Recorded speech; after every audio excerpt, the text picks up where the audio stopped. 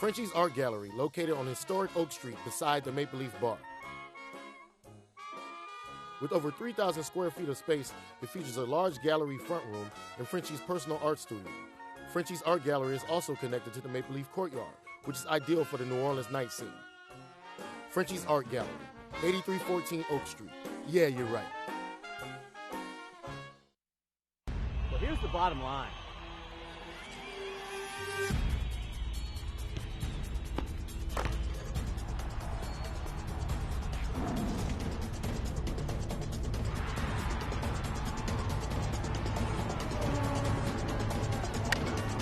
Well, it's funny that you say that.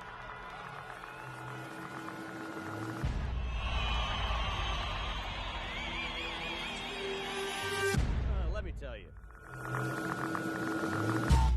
Good evening and welcome to a very, very special edition of Primetime Sports. This is going to be one of the best ever. Hey, by the way, we have Karl Malone. He is the NBA's second all-time leading scorer. And oh, by the way, 11 times was he first team All-NBA, more than any other player in National Basketball Association history. We also have the brand new head coach for the LSU basketball team. His name is WLAE. He's going to tell you how he got to Baton Rouge and what route he took. And oh, by the way, we also have a guy called the governor. That's right, the governor of Louisiana, John Bel Edwards, is coming up next right here on Primetime Sports. Don't miss it. We'll be right back.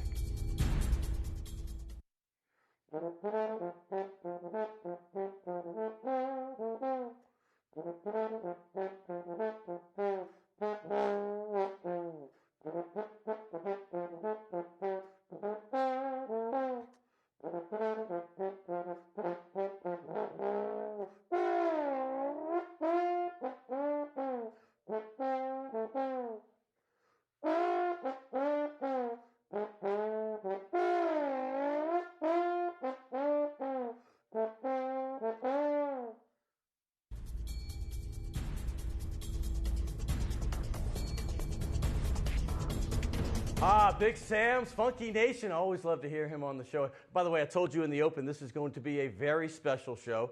Later in the show, we're going to have WLAE, the brand new basketball coach at LSU. Can't wait for that one. But right now, well, we've got Karl Malone, the second leading scorer in NBA history. Hey, he was a 14-time NBA All-Star. We're going to get to that in the next segment, but right now he is with the governor of Louisiana. And so I don't mess this quote up. What I loved 4 years ago, when John Bel Edwards announced that he was going to run for governor in 2015, this quote struck me. He said, "Our state needs a healthy dose of common sense and compassion for ordinary people." And that's what we're starting to bring to the state of Louisiana again. And I can't thank them enough for coming. Welcome to the show. Thank you very much, Scott. First time on Primetime for Karl Malone. How you doing? And I got to tell people, these guys messed with me before. I actually met Karl 20 years ago at the Olympics. And I was like going to remind him when I shook his hand, and I put my hand out, and he's like, "I don't know you. You're not shaking my hand." And so I kind of dipped in the other room with the governor. But that was a way to introduce. Thank you, man. Yes, sir. You're welcome. My pleasure. First of all, I guess there's some common ground here, and you guys obviously know each other, but I want to let people know, when did you meet, and how did you become friends? Actually, it was just a few months ago. I was up in North Louisiana in the Ruston area and had an opportunity to visit with Karl. And I was so impressed. First of all, I was starstruck because he is the mailman. And he is 6'9". That's right. But I was struck by his love for our state and for our people, and especially for youth, disadvantaged youth, and the things that he's working on. And he's a real champion for our state and a great ambassador, because he still travels all over the country and in many cases around the world. And so I'm excited to be here with him today. And he always has been that ambassador. I remember being in locker rooms with you, and Louisiana would always come up representing. But when you first met the governor, he said he was starstruck with you. This is the governor of Louisiana. What was that like for you? Well, I tell the governor now, but I was telling my wife, I said, "Baby, this is a big deal." I said, "Okay, this is a big deal." She was like, "Well, of course." I'm like, the governor here. And I told the governor, "Thanks for coming up to North Louisiana. We're passionate about Louisiana. I'm passionate to the core about Louisiana." Absolutely. And to have the governor come up to North Louisiana, not just for an hour. He spent the whole day in North Louisiana. So I've never jumped on this part of it with politics, but I think the world of the governor, and I'm looking forward to working with him for years to come.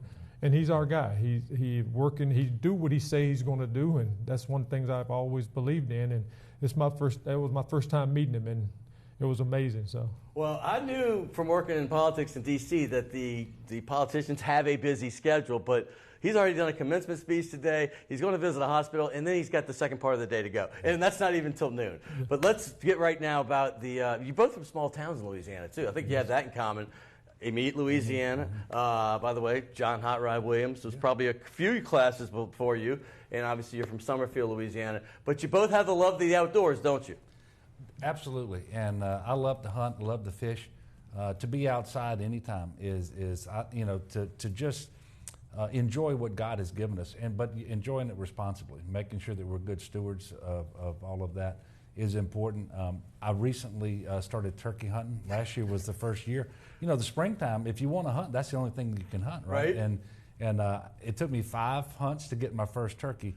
But it was always exciting because it's the only animal that talks back to you. Oh yeah, it talks back. It talks back to you. So it was a lot of fun, and the folks at the governor's mansion have found out how to cook it really well too. So I also heard that your son had better luck with you in his turkey hunting. Yes, in fact, he doesn't let me live that down.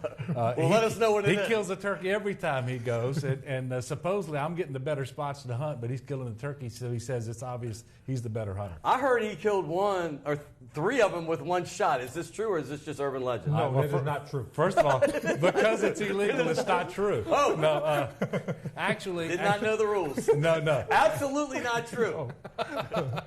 It was 6. But then you grew up the same way, didn't you? I mean, you're a country boy at heart. Oh, yes, sir. I'm country, but, sportsman paradise, yes. Louisiana. The license plate? For a reason, seriously. I'm from North Louisiana, but the outdoor activities in all of Louisiana is truly amazing. We moved back home 13 years ago. Me and my wife with our family because of the outdoors of Louisiana, and I absolutely love it. I have a beautiful place up in North Louisiana off the Bayou de Luder, and we just love it up there. So I'm sure me and the governor at some point in time will be respecting the law and hunting a lot. That's right. 1 turkey per shot. Hey, by the way, did you come right back after you left? I mean, I know you had 18 years in Utah. You had that 1 year with the Lakers. Yes. Did you come right back to Louisiana, or did you do something in between? No, sir. We came back the next year. The kids had to graduate from the grade school and everything, and we moved back home. Be 13 years ago. We moved back to Ruston, Louisiana, and it's been truly amazing. Of course, I went to Louisiana Tech, and my son is at LSU. Right. But any Louisiana there he is, college, right there. Yes, any Louisiana college. Yep, that's when he signed. That's when he signed. Don't right. look the same now, but he's a little bit bigger right now. Yes, sir. He's a little bit bigger. His name is KJ, and his goal is to be a U.S. Marshal one day. That is awesome. So, by the way, he graduated basically a couple days ago, right. And he is still going to play for that 5th year at LSU under Coach Ogeron. Yes. The next connection, you kind of lead me to it, is military. Obviously, you went to West Point, a West Point graduate, LSU law grad as well. And I knew this from when you were playing. You always had an affection for the military, always supported the troops. Let's talk about that. Well, first of all, it's really important to do that. We have an all-volunteer armed forces, and who's going to continue to volunteer to expose themselves to the hazards? Yeah, well, I see that. I will not lie, Chief, or tolerate those who do. Right. And you look serious in that. Well, that is the West Point Honor Code. Yep. And by the way, I was selected by the cadets there to be the chairman of the honor, the vice chairman, in fact, of so you weren't messing around. No, but we have to make sure that we honor those who serve and that we take care of them when they come home. Otherwise, who's going to continue to volunteer to expose themselves to those hazards, to be separated from their family for long periods of time? And for Karl's, all these years, making sure that he's going out and visiting with soldiers when they're deployed and so forth. By the way, we have a company leaving Louisiana tomorrow, and I'm going to be going up to Pineville to talk to those soldiers before they deploy. Absolutely. And how did you get your affection or your affiliation so strong with the military, Karl? Well, to be honest with you, I grew up in the country, right. And we had 2 channels, Western Channel, and that's the time we was in the Vietnam War, and I got fascinated with the Harrier jump jet. Very interesting. And I used to come back and hover and land as a little boy. I always wanted to be a Marine because they don't want to flew the plane. So I met my recruiter, didn't do good in math, then I started growing. So I've always had an affinity for our military because they put their lives on the line every single day. And I try every day to leave with something that remind me of our military and our brave men and women. Today, is my hat. Oh, nice. Let me see this. POW. Yeah, let me put this up for people. Wow, look at this. POW, MIA, missing in action, obviously. And it's not because we're in the camo. You are not forgotten. You got the camo, too. Right. So, but I love the reason I said it is freedom is not free. No, and we got brave men and women that put themselves in harm's way as we sit here today. So I always try to be aware of that. And anytime I see a soldier, I tell anybody, swallow your pride, whatever differences you have, and go shake their hand and tell them thank you for your service and thank you for representing us. So that's just how I've always been as a little boy. Yes. Every single. What I do love about, because I did some research on you, you don't go particularly for party only. You go for the person. Like I'm saying, this guy right here, a lot of Democrats be like, oh, pro-life, pro-NRA, pro-gun, pro-Second Amendment. But you go for the person. I mean, you have supported George Bush, and then you love John Bel Edwards, and it's been that way your whole life. And here's what I'm going to tell you. Contrary to what people might think, we watch interviews as athletes. And I remember when Governor Edwards started to run. Initially, I must admit to you, the only other governor that ever visited my mom on our little country store porch was Governor Edwards. Eddie. Yes. And Edwards. Governor Edwards. So initially, he's the most colorful one we had since initially, Huey, I think. Initially, I thought they was related. So I started. So I started watching it. I started watching the interview because of that. And then after I heard Governor talking, I'm like, I like him, and if I ever had an opportunity to support him in anything, I will. And lo and behold, we met each other, and we started a good friendship. I know you're the governor, but can I say, dude, this is the mailman talking. I said to you, dude, this is the governor. No, right. It's a love fest right here. But seriously, that's good. I got chills thinking about that. It is, but think about it. When his playing days were over, 19 years in the NBA? Yes. 19. He could have gone anywhere in the world, and he chose to come back home. Isn't that great? And he's a great businessman. He's a role model.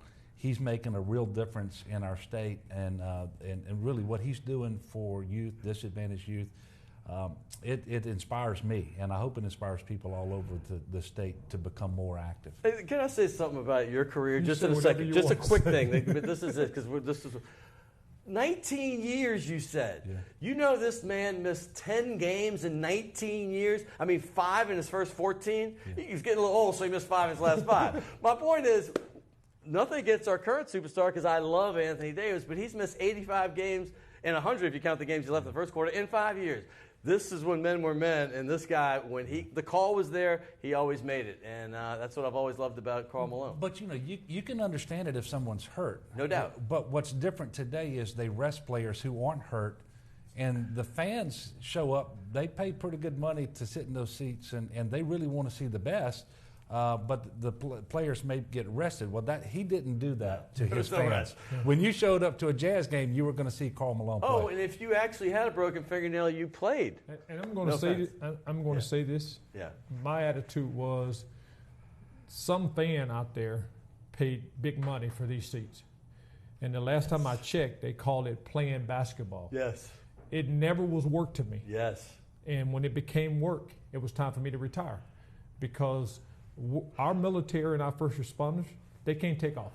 It's every day. I was fortunate enough to go on a USO tour, and I remember this John Stewart. All of our soldiers were wearing 130-pound, their gear was 130 pounds. There he is, right there. Right. You asked for it, we got it. So how about this? So here's what John Stewart asked the soldiers. Do you get to take this off? And I wanted to slap him, because no, they don't get to take it out. We had soldiers that was 175 pounds with 135 pounds of gear on. They can't take time off. No. So why do I take time off? Resting is when you retire, you get to rest. So that's why I chose to do it like I did. And I played with a pretty good point guard, too, by the way. He was all right. He was all right. He was all right. Go exaggerate, Stockton. And we competed. So I didn't want to miss a game. He didn't want to miss a game. Right. So that's just the way it was. But when you look at it, it's a sport, but we're not heroes. our military and our police officers. You're giving me chills, Carl. Well, I'm just being honest. So I I just played the game because I loved it, and I was pretty fortunate enough. My mom taught me everything I knew about the game of basketball, and I went out there to play, and I love to compete. And folks, if you didn't know why he was named the mailman, because he always delivers. He came every night. All right, this is a sports and entertainment show, so let's get into the sports part. The Superdome, obviously a big deal in this city. It was remodeled after Katrina, and it looks fantastic. We've had big events, as you know, many Super Bowls, we've had Final Fours, we've had it all. Do you have anything on the horizon that you think we should get down here, or you know that might be coming? Well, first of all, we've had 10 Super Bowls over 50 years. Yes, we and have. The fans across the country, the media, they like New Orleans better than any other place. There's this practice now of rewarding owners if they build a new stadium, they're going to get a Super Bowl. Drives me crazy. And I understand that, but the Superdome is still an exceptional facility. We have a tremendous opportunity over the next 5 years. We're going to bring in $1 billion worth of economic impact just for the national football. Did you say $1 billion? $1 billion. Oh my goodness. Just for the National Football Championship, 2 Final Fours, both men's and women's. WrestleMania is a huge deal, and it actually has one of the biggest returns on investment. It's a giant deal. Well, speaking of WrestleMania, good. No, that's right. Well, I did kind of look at it because I know he's done. But it took me a second. I had to remember it. You see, I started smiling like I want to do that too. But the Greater New Orleans Sports Foundation, it partners with the state and helps us to bring in these events. And it doesn't just bring in the events and economic impact. Really, the spotlight is on Louisiana and New Orleans when that happens.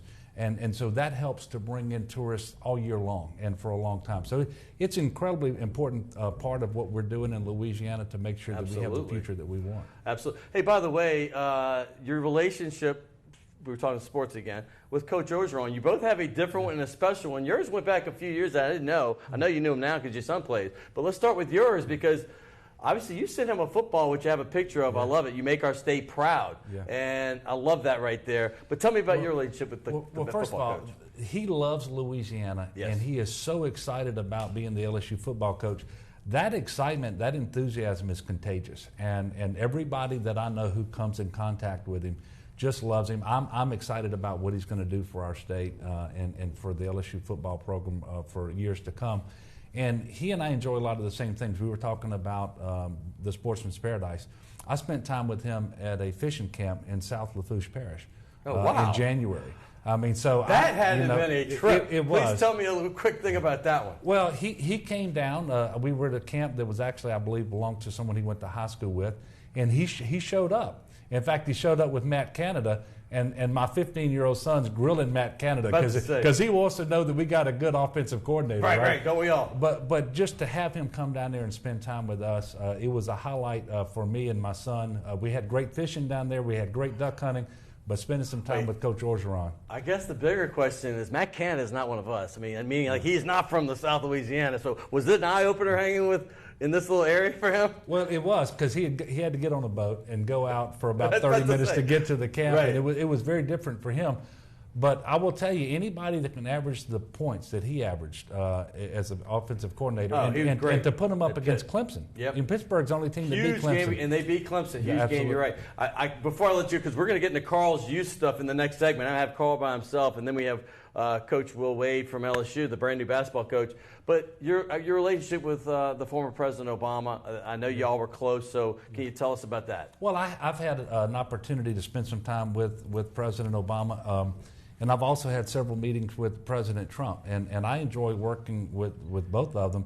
And, you know, you can't serve the citizens of Louisiana and not work with the president because the state of Louisiana, especially given the disasters that we've had 57 of our 64 parishes declared major federal disasters in my first year. And so working with both administrations, that's the only way to serve the people of Louisiana.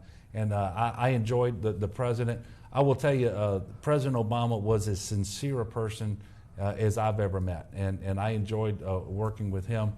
He did come down to Louisiana a couple of times. Getting to ride in the limousine with him is a pretty neat deal. It's a pretty big deal. It's almost like Karl Malone, but not quite. That's right. That's right. Right. All right. By the way, anything left that you want to talk about before we go? I just appreciate you inviting me and Karl on so that we can highlight what sports means to Louisiana. But also, I want you to give Carl an opportunity to talk about what he's doing for the youth in our state. And we're definitely going to do that in the next segment. But we have a tradition. I don't have a West Point ball, but since you graduated from LSU Law School, I did. And we had many of the same professors, by the way. This one's the ball that's got a little more rim on it. So you'd be by Dale Brown and the great Charles Alexander. You remember him? I do. My favorite running back ever at LSU. Let's get the governor somewhere up in here. I'll Find me a nice space up in there. Carl, we'll get you in the next segment. No problem. You know what? Since you love the Dome so much, we'll let you sign the Saints ball as well. But coming up next, don't forget, 2 segments from now, I'm going to have Will Wade. I can't wait. Most of you don't know who he is. By the way, when he was an assistant at VCU, before he became a head coach, they won never less than 27 games. They were in the tournament 7 straight years. He went to be a head coach at Chattanooga, and then the last 2 at VCU with great success again. But next, the mailman. He always delivers. 11-time. He was first team All-NBA. That is the most in history. His former teammate Kobe finally tied it, but he's one of the greatest players of all time. You're going to find out more next, right here on Primetime Sports.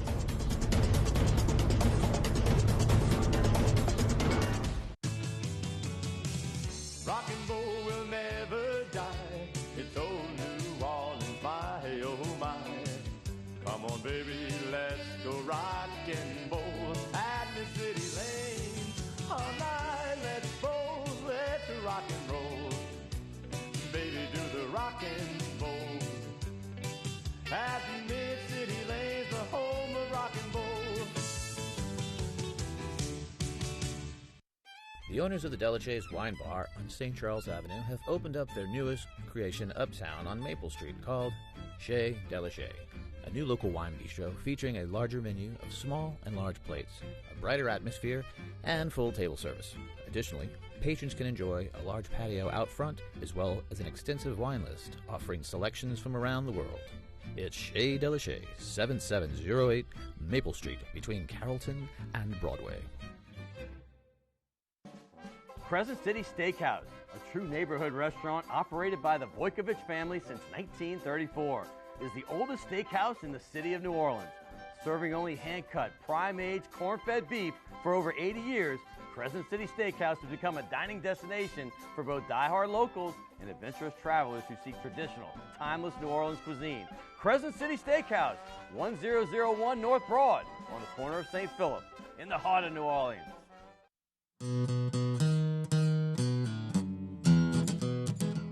I hear the train a-comin', it's rolling round the bend, and I ain't seen the sunshine since I don't know when. I'm stuck in Folsom Prison, and time keeps dragging on. But that train, it keeps a-rollin' on down to San Antone. When I was just a baby, my mama told me.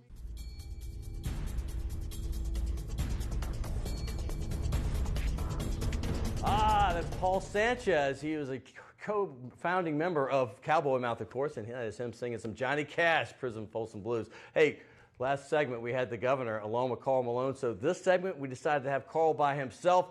I told you before, he is the NBA's second all-time leading scorer. Think about this, 75 years of basketball, and the guy to my left, and you're right, is the second all-time scorer. More points than Michael Jordan, more points than Kobe Bryant, more points than even Wilt the Stilt Chamberlain. Only Kareem Abdul-Jabbar has more points, and that's right. He is a Louisianian. I know we've had some greats like Shaquille O'Neal and Pistol Pete Maravich, but those guys were imports to LSU.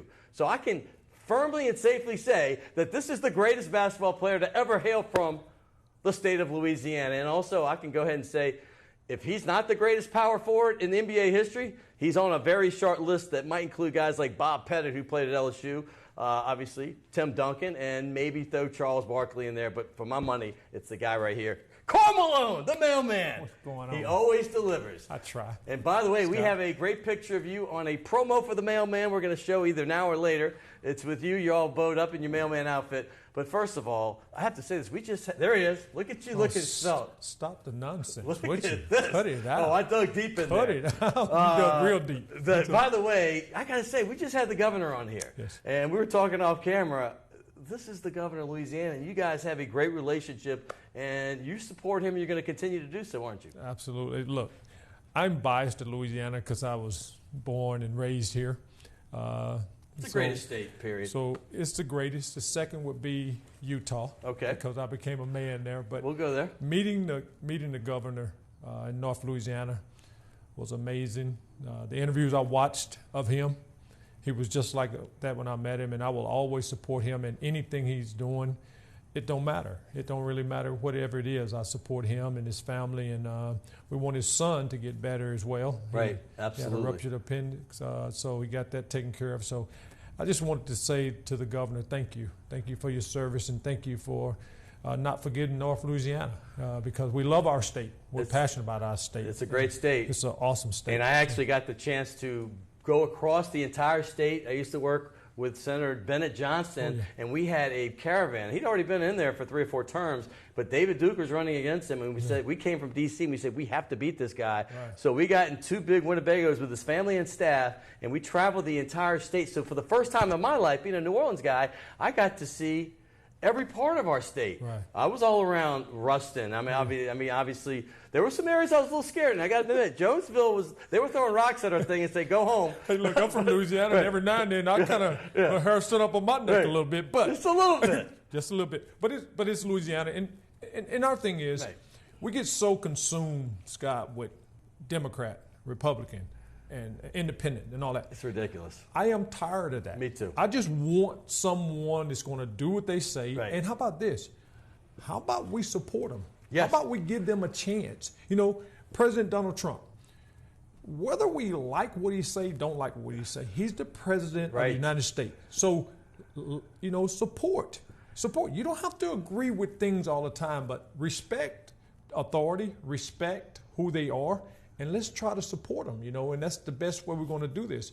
And Louisiana, to me, is the greatest state of all time. And we have a governor now that is from here, and he's from Louisiana, and he believes in Louisiana. And I got to say this, so on our ride today, I was like, so Governor, why politics? And he looked at me and had a smirk on his face, probably wanted to say, well, Karl, why basketball? You know? Right, exactly. But when he talked about his dad and his grandfather was sheriffs and his brothers, they're all law enforcement. Right. I mean, chief of police and sheriffs. I mean, it's in his blood. And to me, to have a governor that have all of that, and here in Louisiana and want Louisiana to be awesome and great, I support him wholeheartely on that. So. Speaking of doing great things in Louisiana, you're back, and I have to get this in because I can't wait. You're doing great things for the youth of Louisiana. It's starting in North Louisiana right now, but I'm assuming you're going to end up going around the state. But tell me what you're doing with the youth and let everybody know. Well, actually, I partnered with a company out of South Carolina, Palmetto State Armory. And basically, they make guns, assault-style weapons for our law enforcement. But we have started this initiative called the American Way Conservation Society, which we go in and educate inner-city youth on gun and gun safety. Yes. But here's the neat thing about it. Okay. We have this great divide right now on our police officers or our military in society, our community. So our police department all over the country will be teaching these kids. They will be in uniform. So now, how do we know that some officer might have a confrontation with a kid later and see this officer and say, hey, I know you. You taught me the gun safety.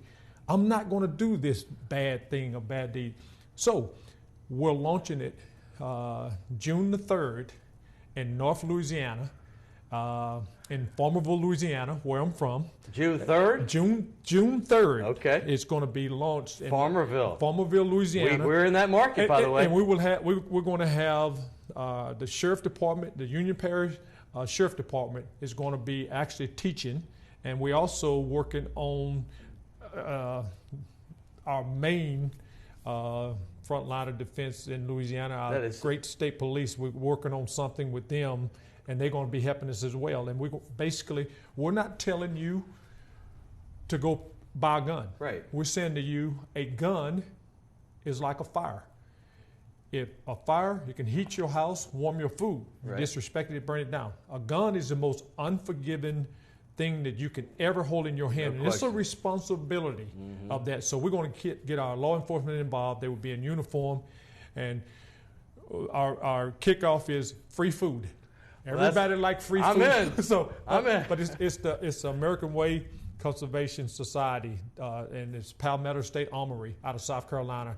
And we got a great partnership with them. We got billboards up in North That's Louisiana. very cool. And we will be doing it as well as other places in Louisiana, but we're going all over the country to have a civilized conversation about firearms. And we're going to have our Well, let me people doing congratulate you for that. Thank you. Seriously, that is huge, and we need that. And can you bring it to South Louisiana too eventually? Yes, sir, we will. We need Eventually, it in New I promise Orleans you. and Baton Rouge Yes. and these places. Yes, We're we losing will. our youth. You know I know what I we mean? are, yes. All right, let's talk a little bit about hoops. You play basketball, right? Or baseball? Which one was your sport? Football? Football was your game?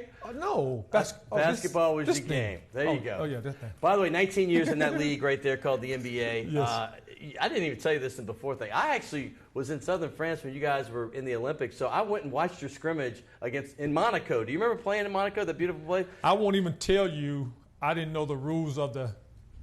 I guess we could say castle or what palace. I didn't even know the rules. Right. I didn't know that The you have municipality over there. I didn't know you had different types of silverware and Oh, yeah. Yeah. you know. I wasn't at that table, by the way, so I didn't see all But that. it was the most amazing sporting event I've ever been a part of. But our practices Yes. was better than any game that I've ever seen. Well, let's remind people this is the original Dream Team, right? Yes. I mean, you had Michael Jordan, Larry Bird, Magic Johnson, Karl Malone, Clyde Drexler, Scottie Pippen, John Stockton. Pat Ewing. Oh, yeah. That little white guy on the right is John Stockton. John Stockton. Chris Mullen. I Right. mean, go on and on. This was the most David Robinson, obviously the Admiral right there. The most special team in basketball history. You guys got in the Hall of Fame just yourselves. But what was it like being part of this? Let me say something, Okay. and I'm going to tell you why I said it. I just watched the thing when LSU played Duke, Christian Laettner. Oh, yeah. So I'm headed toward Christian Laettner. Probably the most laid-back, quiet teammate and nice person with Christian Laettner. And I tell people that. And they frown. He was with the Hawks. I remember. I was there. And he was there. They gave him, You gave him a hard time. we gave him a hard time. 'Cause he was the rookie. But he was an awesome teammate. He didn't get in nobody's way. But the team itself, and I'm sure you had this debate with your friends in your fraternity. Which team would have won? Really? It's not even I never had close. the debate. Well, the original Dream Team, yeah. it was truly amazing. Right. It was surreal to me. A little kid from Summerfield, Louisiana, to be on the Olympic team representing our country. That's the closest thing to serving our country that I was a part of, and I welcome it, and I was proud, and I was fortunate enough to play in the one in Atlanta. The teams with the mix of younger talent was so much different in Atlanta than it was in Barcelona, that it was, pretty interesting. You speak of Atlanta, the first thing in my TV career that I could say, wow, this is way bigger than I should be at, was working the Olympic Games of basketball for Dream Team 2, Right. which had some of the members from Dream Team 1, Right. but then you had some imports, guys like Shaq, who got old Right. enough to play then, and of course, Akeem Olajuwon became a U.S. citizen, Right. and he played, and it goes on, Reggie Miller, et cetera. Right. But what was it like playing in your home? And by the way, that guy with the white hair, that's Bobby Crimmins. When he left Georgia Tech, he and I had a TV show How for about 5 that years. guy all the way to the left there?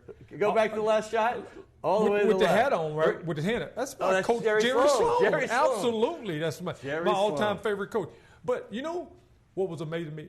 To play in the country.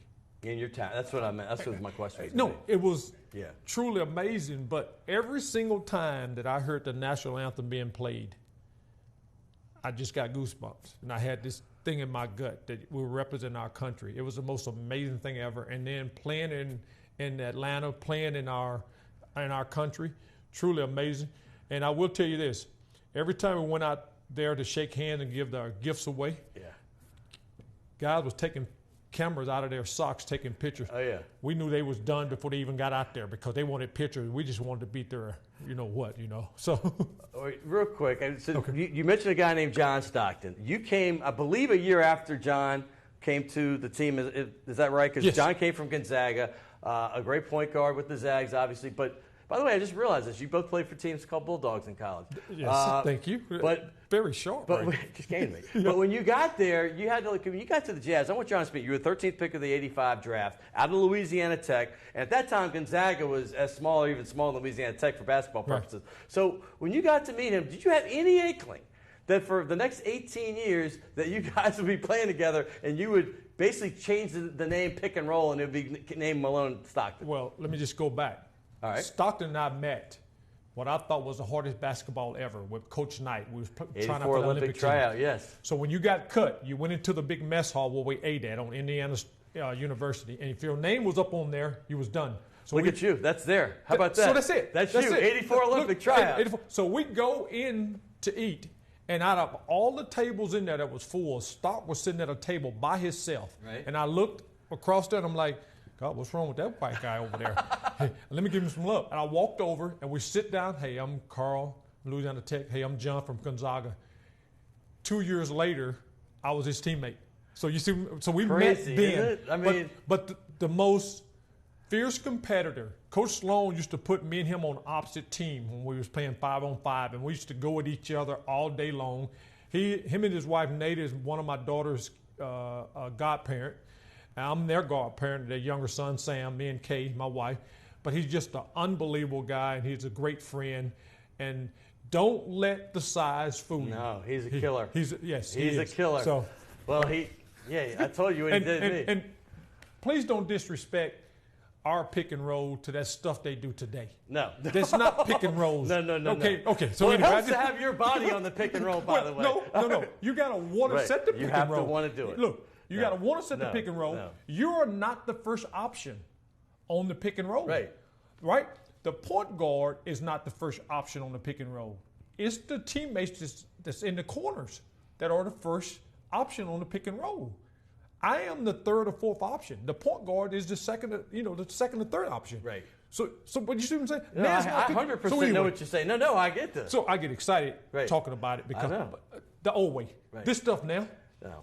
They call it pick and pop. By the way, your guy, Jerry Sloan, your coach was famous. I could still name you his starting team with the Bulls back then with Van Leer and Artis Gilmore, Love, and Chet Walker. But Butterbean Love. But that guy set the best picks. Did he teach you anything about the pick? Yes. The pick and roll? You know what he say? What did he say? Damn it. Pick and roll. Why do you want to shoot that? That's Coach Sloan. So, absolutely, he taught me that. Speaking of Sloan and Stockton, I have to say this. I said this last segment. You only missed 5 games, period, in your first 14 years, 10 in your entire 19.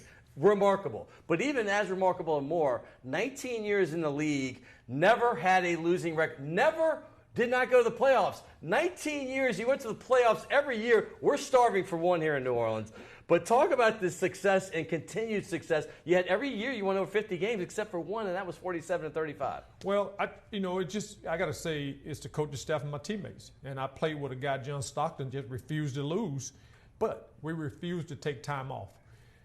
Our way was made in the off season, in the weight room. And I know the weights got me 5 or 6 more years out of my body. And all this analytic BS they talking about now, in doses and moderations do it work. The old-fashioned get your butt and go to work and do your job is what drove us. And it's kind of wild how it's changed so much. Yes. But your battles with guys like Michael Jordan, listen, 97, 98, you got to the pinnacle. You won the Western Conference Finals. You almost got there in 96. Seattle got it. But you got there, and it was so close. And I love these shots with you, with Jordan. That was earlier in your career, and this is later. That's Pippen right there. But talk about those battles with most say the greatest of all time. Well, it was battles. It was a mutual respect. It was battles. And of course, we came up short 3 times, actually. I went to the Lakers, and I got that one injury. But here's what I'll say to everybody out there. Do I regret not winning it? Well, hell yeah, because you want to win it. But in defeat, how do you conduct yourself in defeat? There you go. And it's the most important thing. You know, of course I wanted to win, but your attitude is about you didn't win. Somebody got to win, somebody got to lose. My attitude is when you lose, make no excuses. None. Give the credit to other people. When you win, give praise to other people. Give praise to your teammates, what you can do better. We lose that in the game of basketball and sports now. because it's a me society.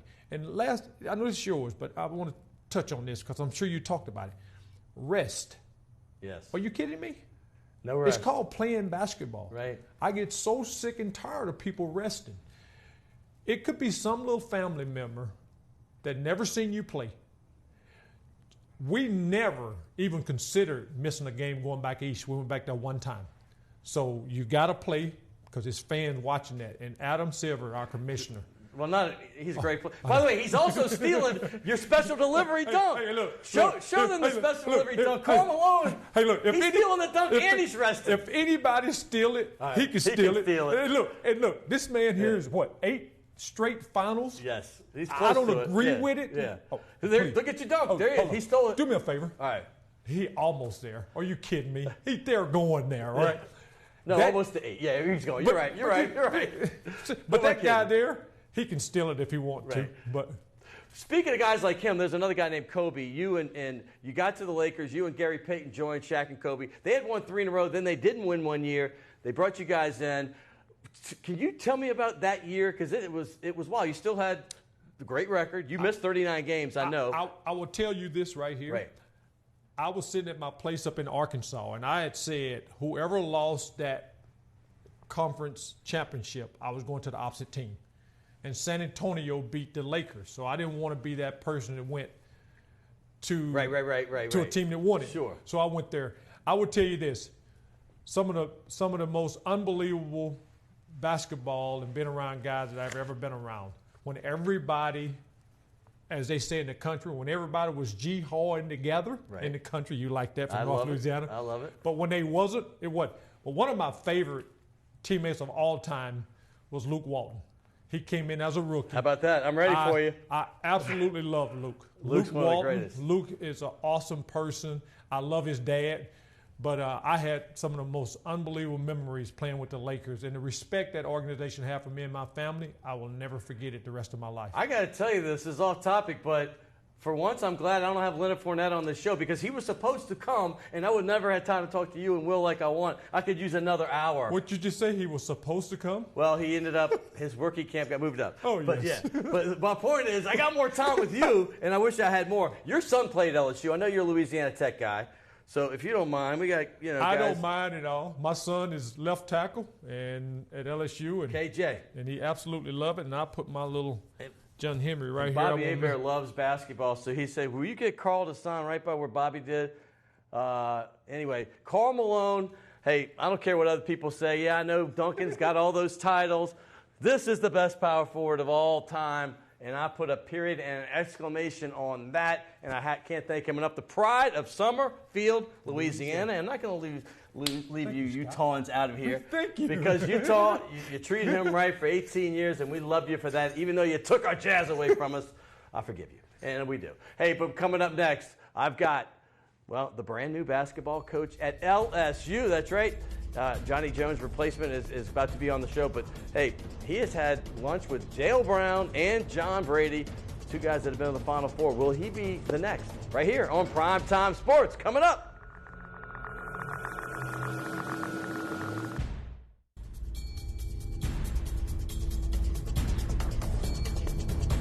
Welcome back to Primetime Sports, and I was just thinking to myself, there's no way that this show could get any better after you have the governor of Louisiana and one of the greatest players in NBA history, but if you're an LSU basketball fan, it just did, because I have your brand new coach. His name is Will Wade, and LSU has a thick football tradition and a strong basketball one as well. 4 Final Four appearances, 1 in 53, 81, 86, and, of course, John Brady in 2006.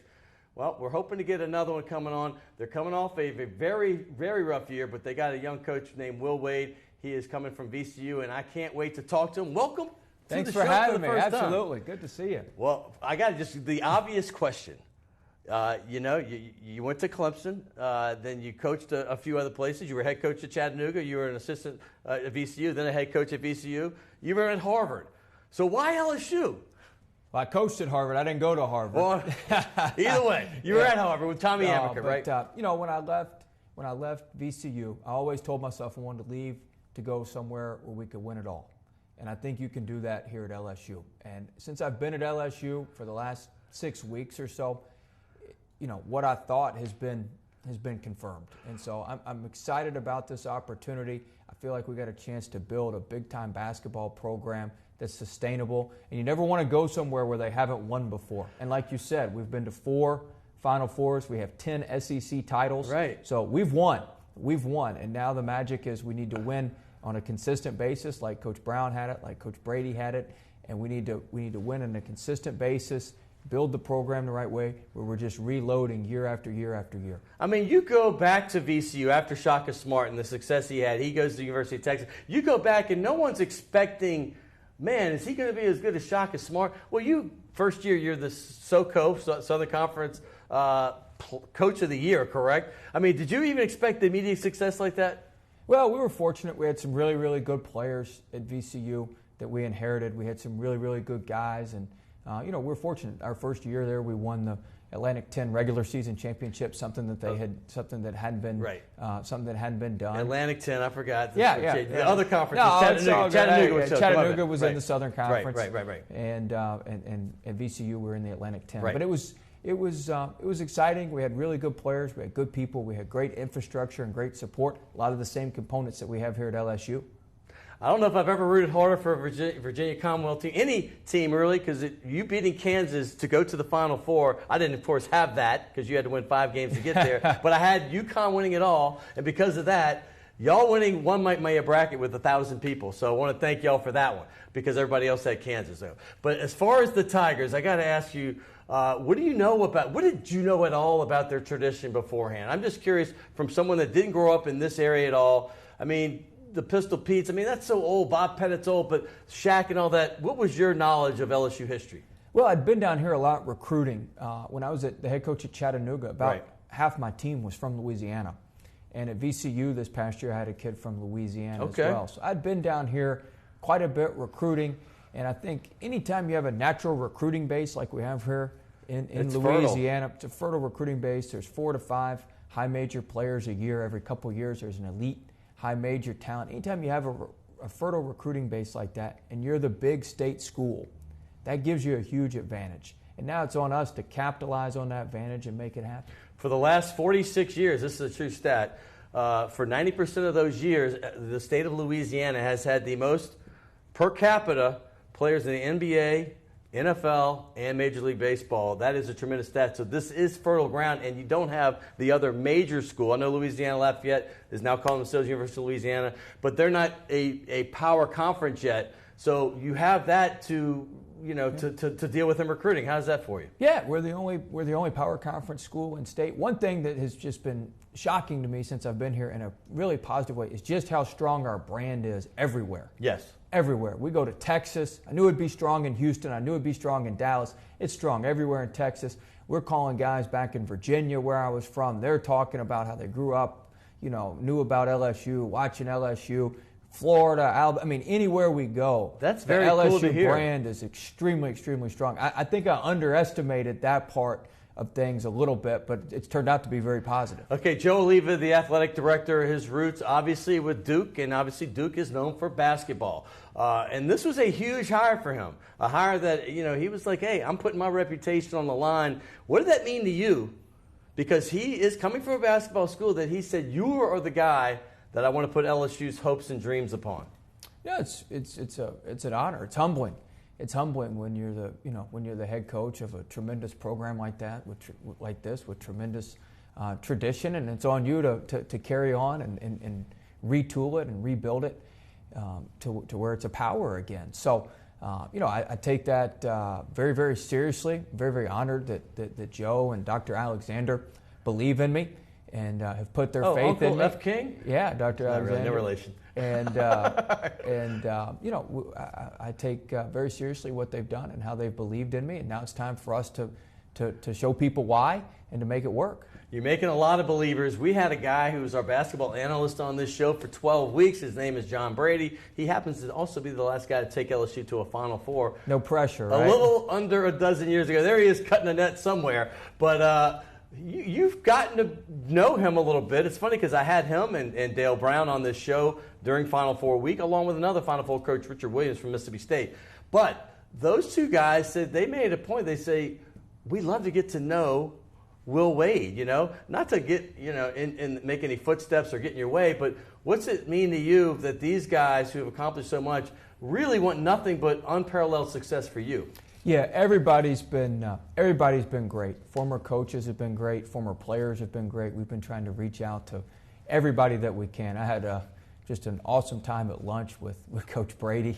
We had an absolute blast. First-class coach. His Coach players, on his knees too. His former players, the former players over all of our coaches have been great. But the former players from Coach Brown and Coach Brady have such a loyalty to LSU and have such a pride about LSU that's unparalleled throughout our history. Those guys just bleed purple and gold. It's been great to get to know Coach Brown. I got on his email list, so I get my daily inspiration. Daily inspiration now. You do. So that's been fun. But everybody's been so welcoming. Former players, former coaches. It would help to get one of these guys, right?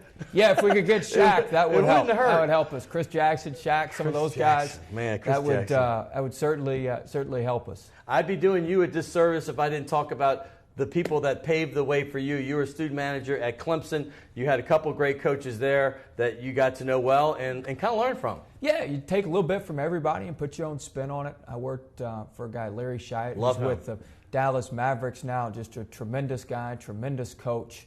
A lot of our defensive philosophy comes from Coach Shyatt. I worked for a guy, Oliver Purnell. At Clemson. Best program builder I've ever been around. He rebuilt programs at Radford, Old Dominion, Dayton, Clemson. Phenomenal at Dayton. A lot of our structure of how we build the program, the nuts and bolts of what we do is from Coach Purnell. Worked for Coach Amaker at Harvard, Tommy Amaker, unbelievable player. 86 Final Four with Duke. Interestingly enough, him and Joe Oliva are very close. Yes. So that was part of the connection there. But best recruiter I've ever been around. A lot of our recruiting philosophy is based on what I picked up under Coach Amaker. And then obviously I worked for Coach Smart for 4 years at VCU, and how we deal with our players, how we handle our players, how we handle getting to our guys' minds, getting to our guys' hearts, the mental side of the game. I really picked up from Coach Smart. So learn a little bit from everybody and put your own spice on it, so to speak, and you get your own coaching philosophy. I mean, you went to a Final Four. I mean, with VCU, who was a play-in team. I mean, that's remarkable.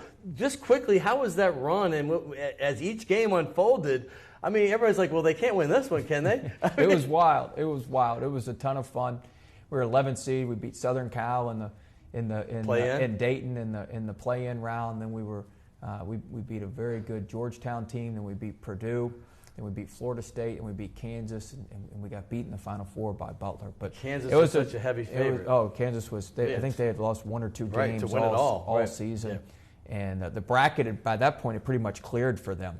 Most of the final, yeah, they thought the bracket had pretty much cleared for them, and we played them in San Antonio, which was a little bit of a road game for us and home game for them. But just a tremendous 3 or 4 weeks for us. Changed the course of all of our lives, our players' lives. And it really brought the community of Richmond together, the VCU community together, and that's what I always remember. We want to do the same here at LSU.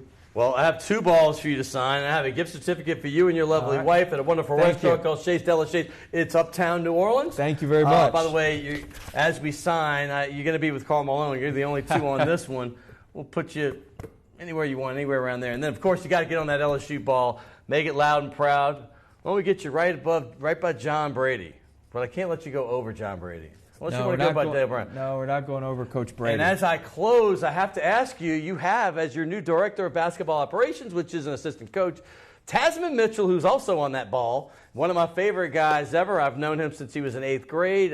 Used to do camps in Vegas and Carolina, and he is just a tremendous young man, and I can't wait. But just in closing, about 15 seconds on Tasman. Taz is going to be a great ambassador for our program. He's helped us so much as we hit the ground running here. He's going to be a tremendous, tremendous basketball coach. Coach, it's been a pleasure. Thank you so much. This won't be our last time. I want to thank, he's got recruiting to do, but I have a lot of people to thank on this show. First of all, Mark Cooper, the Chief of Staff for Governor Edwards, was instrumental. Alicia Williams, who works for him as well. But all the great folks here, William Hill, Naila, Kenny Juno, and of course, Josh J. Smoove, the Redhead Tsunami, and the folks that run both stations, CST, is Jeff Brenner and Ashley Coleman, and of course, Ron Yeager and Jim Dotson at WLAE. It's been a phenomenal show. Thank you for watching. We're going to keep this thing rolling. I've got Dell Demps coming up, the Pelicans GM. We've got everybody. Coach Ogeron's coming in a couple weeks. It's going to be a special summer right here on Primetime Sports.